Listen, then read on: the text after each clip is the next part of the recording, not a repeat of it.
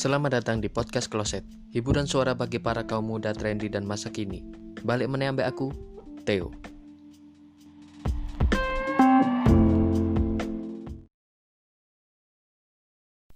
Selamat datang di hiburan suara bagi para kaum muda trendy dan masa kini. Satu-satunya hanya di Podcast Kloset. Nggak seperti biasanya, kali ini aku sendirian. Kalau biasanya kan ada teman bicaranya, tapi kali ini aku sendirian. Seperti di judul, kali ini aku akan membahas mengenai political correctness. Bagi yang belum tahu ataupun bagi yang sudah tahu, mungkin kita bisa diskusi lebih lanjut lagi, entah di kolom komentar ataupun di media-media komunikasi yang memungkinkan kita untuk berinteraksi. Jadi buat yang belum tahu teman-teman, karena ini aku akan membagikan gambaran umum menurut pandanganku pribadi sendiri, ya kan, mengenai political correctness.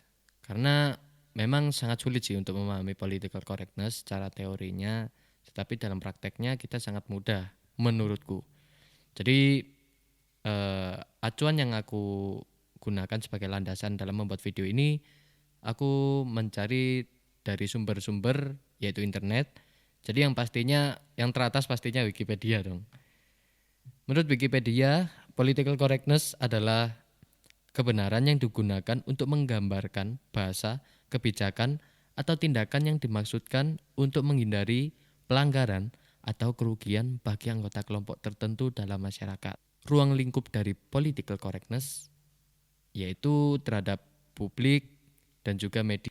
Jadi political correctness ini lahir pada tahun 1980-an, digunakan untuk menggambar bahasa inklusif untuk menghindari bahasa atau perilaku yang dapat dicurigai sebagai mengecualikan, meminggirkan atau memojokkan suatu kelompok tertentu dengan cara menghina atau mendiskriminasi. Jadi fungsinya political correctness adalah meminimalisir mengenai diskriminasi. Gambaran umum yang sangat simpel political correctness adalah memperhalus bagaimana cara kita berkomunikasi dalam menggunakan tata bahasa. Aku bukan anak bahasa juga. Jadi inilah kenapa justru aku mengemuk gambaran umum menurut pandanganku supaya kita juga mendapatkan ilmu-ilmu yang lebih baru lagi. Aku membuat video ini di latar belakangi pertama ketertarikan itu dari salah satu video MLI atau Majelis Lucu Indonesia yang kolaborasi sama Cameo Project dan juga Eno Bening. Nah, pada suatu video membahas mengenai dark jokes sih, sepenangkapanku. Jadinya aku mendapatkan gambaran umum pertama kalinya melalui video itu, gambaran umum mengenai political correctness. Selanjutnya aku dilatar belakangi karena aku resah kenapa kok nggak dibahas sih dalam tempat-tempat atau ruang lingkup pembelajaran, kenapa kok belum menyentuh tentang political correctness pengalamanku sendiri. Padahal di tempatku juga ada beberapa kelas mata kuliah umum yang tentang entah Pancasila, agama, maupun kewarganegaraan yang di sini mau tidak mau bagaimana membahas cara kita hidup dengan dalam kehidupan bernegara. Jadi political correctness ini menurutku sangat penting. Oke, masuk ke contoh. Contoh dari political correctness ini yang belum. Pertama, kalau kita misalnya saya ini jalan tiba-tiba ketabrak orang, otomatis kita kan pasti kalau jalan itu pakai mata dong. Nah, itu tidak mewujudkan political correctness. Justru itu berdampak dengan menyinggung kaum-kaum tunanetra. Padahal belum tentu juga kaum-kaum tunanetra yang jalan itu pasti nabrak-nabrak orang, itu belum tentu juga. Jadi hal itu kurang berkenan dan itu dapat menyinggung dan merugikan pihak-pihak. Selanjutnya itu tadi kan pada mata ya kan. Coba kalau kita ganti konteksnya saat kita bicara gitu kan, omong-omongan sama lawan bicara kita, tapi lawan bicara kita ini entah kurang fokus atau kurang konsentrasi mungkin. Kalau nggak kurang memperhatikan apa yang kita bicarakan, itu diem aja. Terus kita kan otomatis, kamu budek ya. Nah, itu juga kita berpotensi dapat menyinggung kaum-kaum tunarungu. Jadi kan kita harus memperhalus bagaimana penggunaan bahasa kita dan berkomunikasi. Kita tidak menyinggung banyak-banyak permasalahan lah setidaknya. Jangan sampai nambah-nambah permasalahan lagi. Contohnya, enggak barang ini kan buatan Cina gitu kan. Jadi penggunaan kata Cina dan Tiongkok itu juga memiliki konteks yang berbeda. Konteks dalam arti yang suasana ataupun kesan-kesannya itu sangat berbeda gitu kan. Contohnya juga selain itu pribumi dan non pribumi. Hal itu juga sangat ya sangat ganjel lah. Maksudnya ganjel ini eh, gak memiliki makna-makna yang kurang etis setidak. Jadi dari keresahan rasa yang kurang etis kita bisa menggunakan yaitu political correctness. Nah, political correctness adalah fungsinya ya di situ itu. Jadi kita harus bisa memperhalus perkataan kita atau penyampaian kata kita terhadap lawan bicara kita atau terhadap audiens kita maupun situasi ya suasana pembicaraan kita.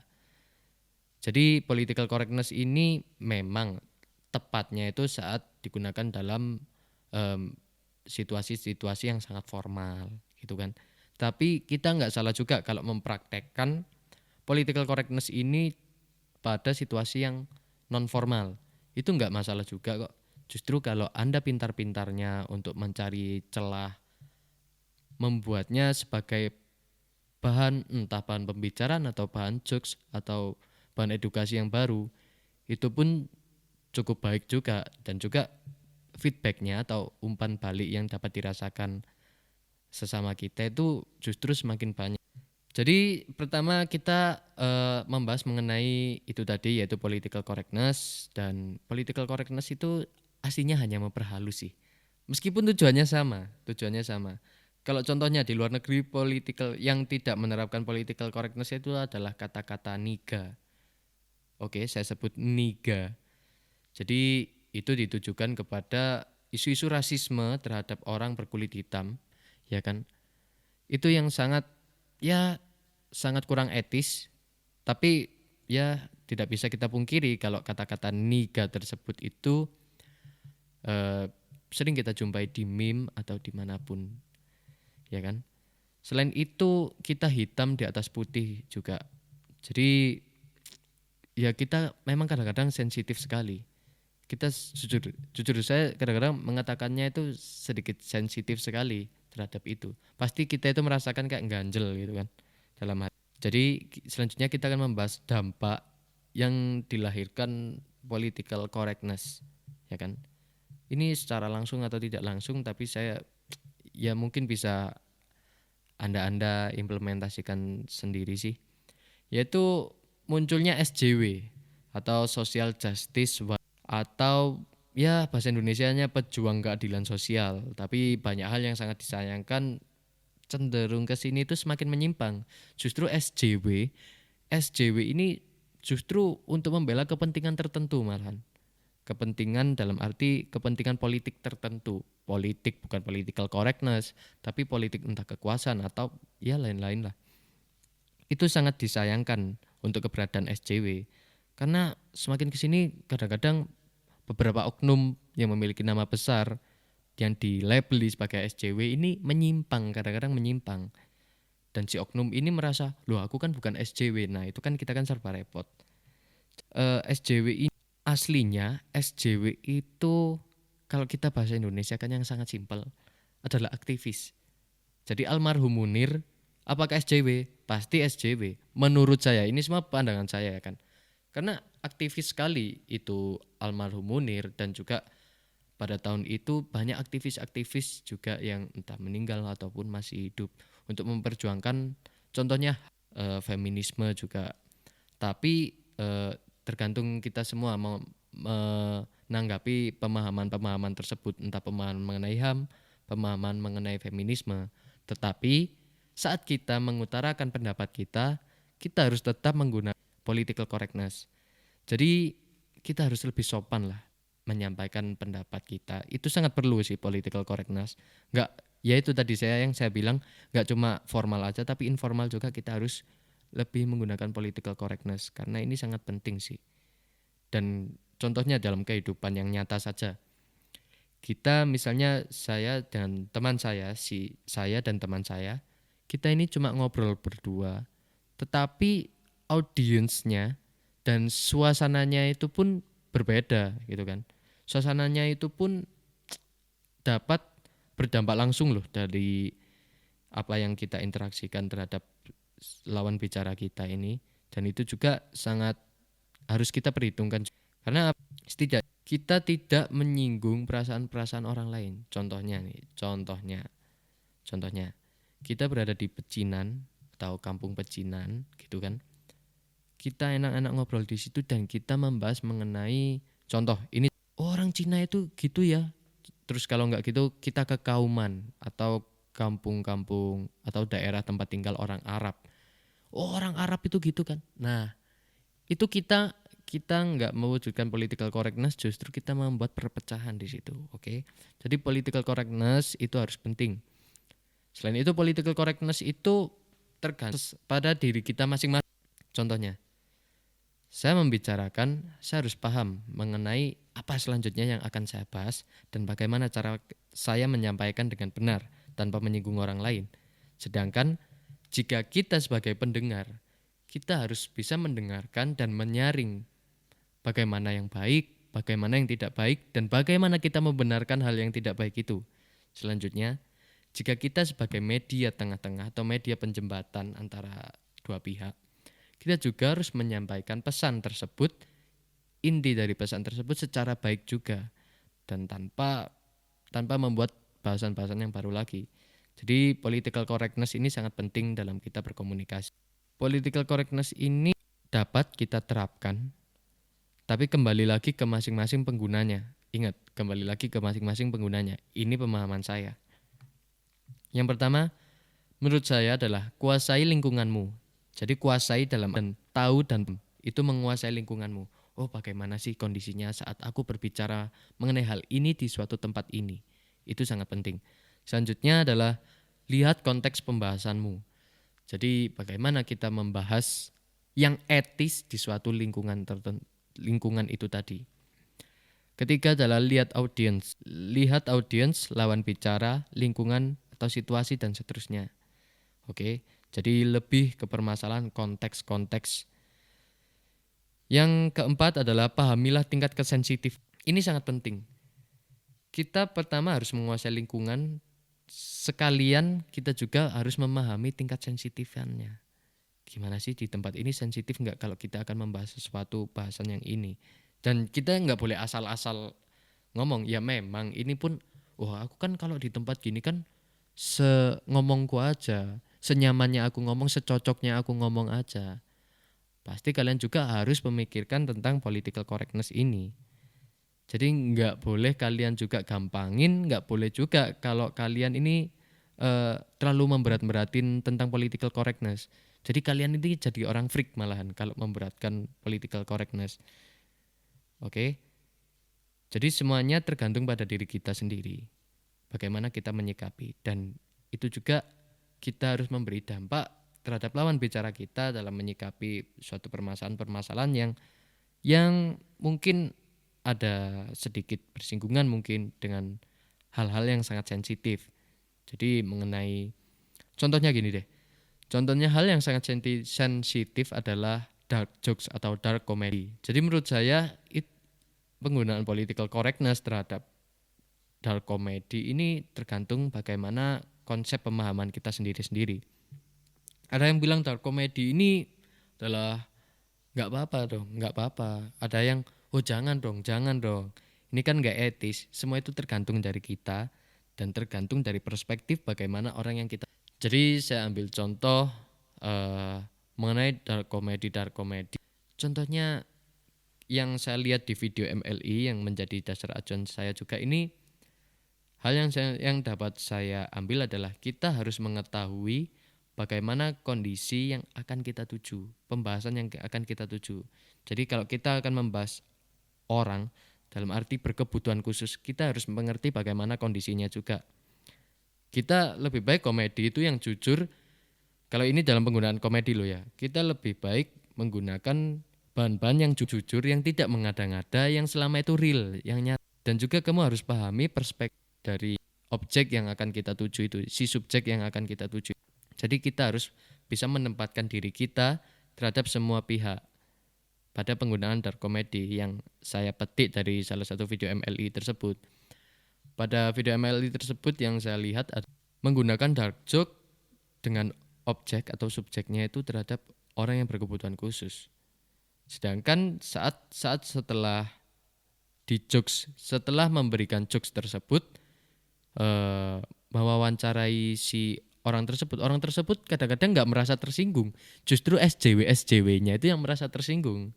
Jadi kita juga misalnya ingin membela hak dari orang yang menjadi korban gitu kan, entah kita akan menjadi SJW juga, kita harus juga memiliki perspektif yang seimbang lah antara yang kita bela dengan yang kita tuntut. Begitupun sebalik. Jadi pada hal yang dapat saya petik dari video MLI tersebut adalah tentang pola pikir kita terhadap menyikapi orang-orang yang memiliki kebutuhan khusus. Ini di luar konteks political correctness. Jadi pemahaman kita mengenai orang yang berkebutuhan khusus seharusnya bukan dikasihani, tapi diperjuangkan. Oke, kembali lagi kita ke political correctness. Dari artinya juga menggambarkan bahasa, kebijakan, atau tindakan. Contohnya tindakan. Contohnya tindakan ini yang real. Ini yang real yang pernah saya lihat juga. Ada orang yang berkebutuhan khusus, yaitu tunanetra berjalan. Ya kan? Justru kita sebagai orang normal, saya melihat ada orang yang memberikan uang. Justru si orang yang tunanetra ini marah-marah. Marah-marahnya kenapa? Saya ini cuma tunanetra. Saya nggak minta-minta. Nah, dari hal situlah ini cakupannya sangat luas political correctness ini. Jadi kembali lagi, saya ini nggak minta-minta. Saya ini cuma tunanetra aja. Kamu ngapain ngasih saya uang? Justru kamu merendahkan saya. Nah, political correctness dari hal inilah, dari contoh inilah. Political correctness ini nggak cuma tentang memperhalus penggunaan bahasa sih, tapi tindakan-tindakan juga. Seharusnya jika kita mewujudkan political correctness, kita harus membutuhkan aksi-aksi yang lebih sih. Jadi contohnya dalam penggunaan bahasa ya kita memperhalus bahasa. Entah dari yang kalau jalan itu pakai mata dong. Coba deh kita perhalus. Kamu emang habis ngapain? Entah kamu nggak melihat kah gitu kan. Masih banyak cara-cara yang dapat kita gunakan untuk memperhalus bagaimana cara penyampaian kita. Selain itu, pada tindakan ini. Tindakan seperti tadi saya ambil contoh adalah memberi uang terhadap orang tunanetra, itu juga tindakan yang harus diperhalusi.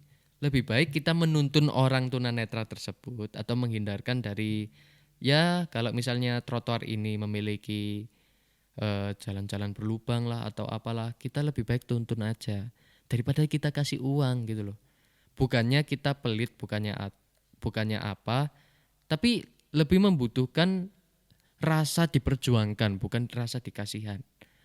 Mereka justru inginnya, meskipun aku berkebutuhan khusus atau memiliki kekurangan, justru aku ingin menjadi atau dapat melakukan kegiatan-kegiatan yang dilakukan oleh manusia normal. Jadi hal itulah mungkin pola pikir, pemahaman, dan konsep ini kita harus dirubah sih. Itu juga memiliki kaitannya dengan political correctness. Oke, sampai situ sih. Karena ini penjabarannya sampai ngalor ngidul gitu kan. Maksudnya terlalu luas.